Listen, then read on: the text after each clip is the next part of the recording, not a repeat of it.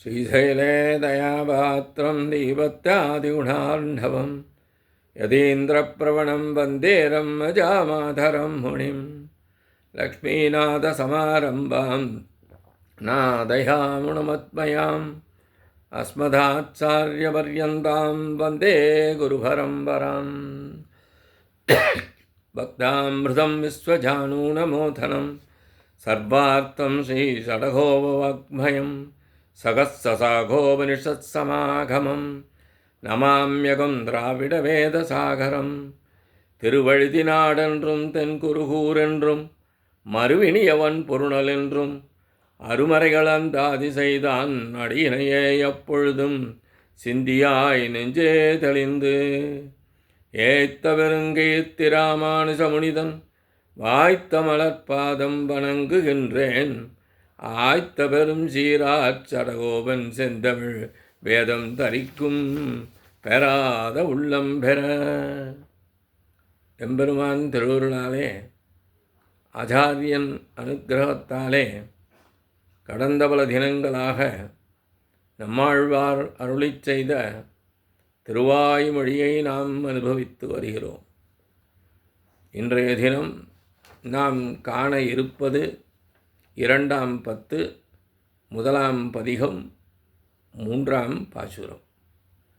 காமுற்ற கையறவோடு எல்லேயிராப்பகல் நீமுற்ற கந்துயிலாய் நெஞ்சுருகியங்குதியால் தீமுற்ற தென்னிலங்கை உட்டினான் தால் நயந்த யாம் உற்றது உற்றாயோ வாழிக்கணைகடலே. காமுற்ற கையறவோடு எல்லே இராப்பகல் நீமுற்ற கந்துயிலாய் நெஞ்சுருகி எங்குதியால் தீமுற்ற தென்னிலங்கை ஊட்டினான் தாள் நயந்த யாம் உற்றது உற்றாயோ வாழி கணைகடலே. சென்ற பாசுரத்தில் அன்றில் பறவையை கண்டாள். இந்த பாசுரத்தில் கடலை பார்த்து கூறுகின்றாள். கடல் எப்பொழுதும் மிகுந்த அலை வீசிக்கொண்டே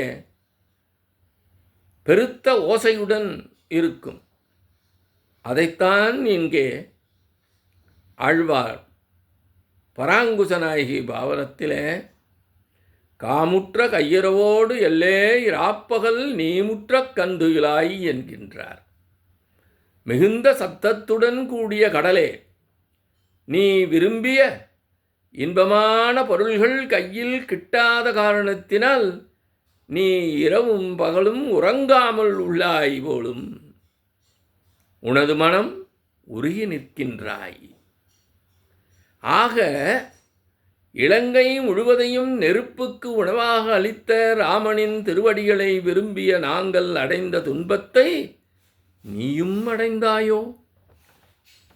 ஆயினும் உனது துன்பம் நீங்கி நீ வாழ்வாயாக என்று வாழ்த்துகிறார். வாழி கணைக்கடலே என்கின்றார். அன்றில் பறவையின் கூக்குரலுக்கு வருந்தி நிற்பது போல கடல் என்னும் பெரிய பொருளானது தனது கம்பீரம் முழுவதையும் இழந்து கரைக்கு வருதல், கரைக்கில் ஏற இயலாமல் மீண்டும் உள்ளேயே விழுதல், எழுத்தும் சொல்லும் பொருளும் அறியாத விதத்திலே வாய் பேச இயலாத ஒருவனின் பேச்சு போன்று அழைத்தபடி இருப்பதை இவள் கண்டாள். அலையானது வீசும், கரையை நோக்கி வரும், ஆனால் கரையேற முடியாது. மீண்டும் கடலுக்குள் செல்லும், மீண்டும் அது பலவோல் அலையாக வந்து கொண்டே இருக்கும். இது எப்படி இருக்கிறதாம் பராங்குசநாயகிக்கு? எழுத்தும் சொல்லும் பொருளும் அறியாத விதத்திலே வாய் பேச இயலாத ஒருவனின் பேச்சு போன்று அழைத்தபடி இருப்பதை இவள் கண்டாள் என்கின்றார் ஆழ்வார். அந்த வாய் பேச இயலாத ஒருவன் பேச முற்பட்டால் வெறும் ஓசை மட்டுமே வருமே ஒழிய எந்த விதமான பொருளும் விளங்காது.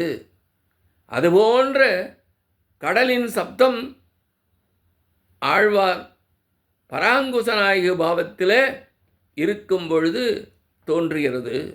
ஐயோ, நான் ராமனின் குணத்திலே அகப்பட்டதால் அடைந்த துன்பங்களை நீயும் அடைந்தாயோ என்கின்றாள். தீமுற்ற தென்னிலங்கை ஊட்டினான் தாள் நயந்த யாமுற்றது உற்றாயோ. ராமாயணத்திலே நாம் கேள்விப்பட்டிருக்கிறோம். ராமகாரியமாக அனுமன் சென்றபோது தூதாகச் சென்ற அனுமனை அவனுடைய வாளிலே தீ மூட்டினான். அந்த தீயானது இலங்கை முழுவதையும் எரித்தது. அனுமன் வாளால் தீ மூலம் இலங்கை முழுவதும் எரிந்தாலும் கூட யாருக்காக சென்றான் அனுமன்? ராமனுக்காக சென்றான். ஆகவேதான் இங்கே ஆழ்வார் தீமுற்ற தென்னிலங்கை ஊட்டினான் தாள் நயந்த என்று கூறுகின்றார். அது ராமன் செய்த காரியமாகத்தான் கருதப்படும் என்பதனாலேதான் அப்படிப்பட்ட ராமபிரானின் திருவடிகளை நாங்கள் அடைய வேண்டும் என்ற எண்ணத்தினாலே, அந்த குணத்திலே ஈடுபட்டதாலே அடைந்த துன்பங்களை கடலே நீயும் அடைந்தாயோ. அதனால்தான் ஒன்றும் கூற இயலாமல் பெரும் சத்தத்தோடு ஆரவாரம் செய்தபடி அலையாக நீ வீசிக்கொண்டிருக்கிறாயோ என்கின்றாள் பராங்குச நாயகி. ஆசைப்பட்ட பொருள் கிட்டாத காரணத்தினாலே துக்கம் ஏற்படும். அப்படிப்பட்ட துக்கம் ஏற்பட்ட காரணத்தினாலே இப்படியாக ஆசைப்படுவதும் அது கிட்டாமல் துன்பம் அடைவதும் கடலுக்கு மட்டுமல்லாமல் உதாரணம் காட்ட வல்லவளாக நிற்கும் தனக்கு ஏற்பட்டது என்பதை விளக்குவதற்காக இதுக்கும் உண்டு என்று அனுமானத்துடன் உரைக்கின்றாள் பராங்குச நாயகி. எல்லே என்று பதம் தோழிமாரை அழைப்பது போன்றதாகும். தனது தோழி போன்று அசேதனமாக உள்ள கடலை அழைப்பது ஏன்? இரவு பகல் என்று வேறுபாடு பார்க்காமல் ஓசையை எழுப்பியபடி உள்ளதால்தான். நான் உறங்காததா போல நீயும் உறங்கவில்லை என்கின்றாள் பராங்குச நாயகி. பரத்பத்திலே ஆசைப்படாமல் தனது காதலியின் விரகத்தை பொறுக்க இயலாதவனாகிய ராமனை அல்லவோ நீயும் விரும்பினாய் போலும். மிகுந்த பிரேமை உள்ளவனாகிய ராமனின் திருவடிகளை நான் ஆசைப்பட்டேன் அடைய வேண்டுமென்று. அப்படி ராமனின் திருவடிகளை ஆசைப்பட்ட நான் அடைந்த துன்பங்களை நீயும் அடைந்தாயோ கடலே. இதுவரை கூறிய நாரை அன்றில் போன்றவை பெண் பிறவிகளாக உள்ளதால் தன்னை போன்று ஆசைப்படும் என்பது பொருத்தமே. ஆனால் ஆணாக உள்ள கடல் இவள் போன்று ஆசைப்படுவது என்பது எப்படி? சேது வந்த நேரத்தில் அவன் திருவடிகளை சமுத்திரம் அடைந்தது. தான் பிராட்டி பாவத்திலே உள்ளபோது அவன் தோள்களை இவர் ஆழ்வார் நயந்தார். ஆக வேறுபாடு ஏதும் இல்லை. வாய்விட்டு அழைக்க இயலாமல் விம்மலும் பொறுமலுமாக உள்ளது சமுத்திரமே. ஆகவே அப்படி வாய்விட்டு அழைக்க இயலாமல் விம்மலும் பொறுமலுமாக உள்ள சமுத்திரமே, நீ இந்த துன்பம் நீங்கி வாழ்வாயாக, வாழி கனைகடலே என்று ஆழ்வார் இந்த பாசுரத்தை நிறைவு செய்கின்றார். இத்தோடு இன்றைய காணொளி நிறைவு செய்கின்றோம். எம்பெருமான் திருவடிகளே சரணம். நம்மாழ்வார் திருவடிகளே சரணம். எம்பார் திருவடிகளே சரணம்.